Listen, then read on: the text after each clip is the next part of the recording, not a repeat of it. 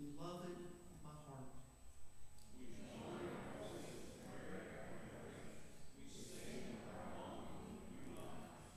here our shadowed corners are filled with light. Here we discover that God dwells in us.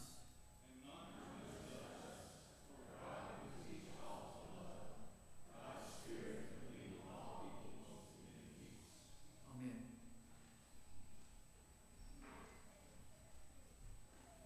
Hymn number 4 is our first hymn this morning.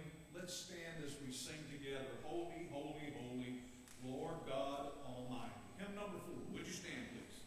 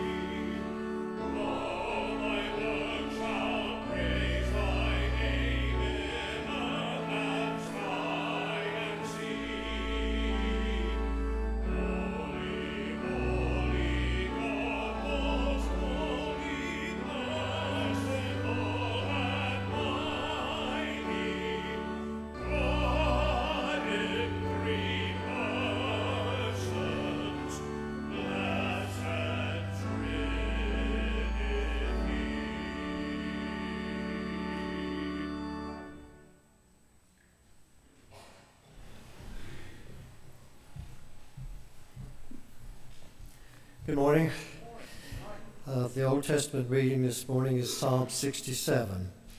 May God be gracious to us and bless us and make his face to shine upon us, that your way may be known upon earth, your saving power among all nations.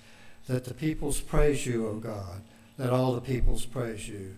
Let the nations be glad and sing for joy, for you judge the peoples with equity and guide the nations upon the earth. Let the peoples praise you, O God. Let all the peoples praise you. The earth has yielded its increase. God, our God, has blessed us. May God continue to bless us.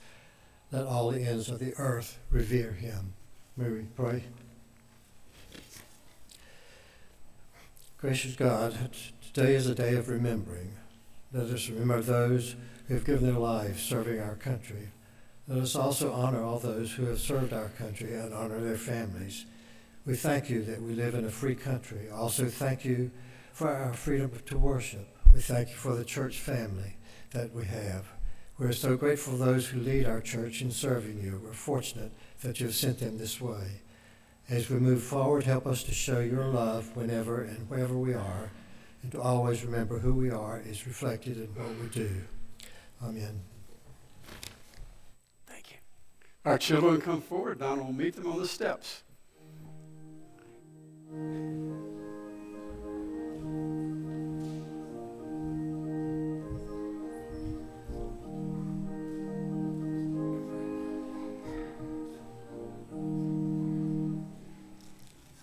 I brought you a flag today since it's Memorial Day. You can put on a sticker today. You can take two and save one for tomorrow. You just need one? I gave him out. I already gave him out. I got two. Okay. Everybody get one?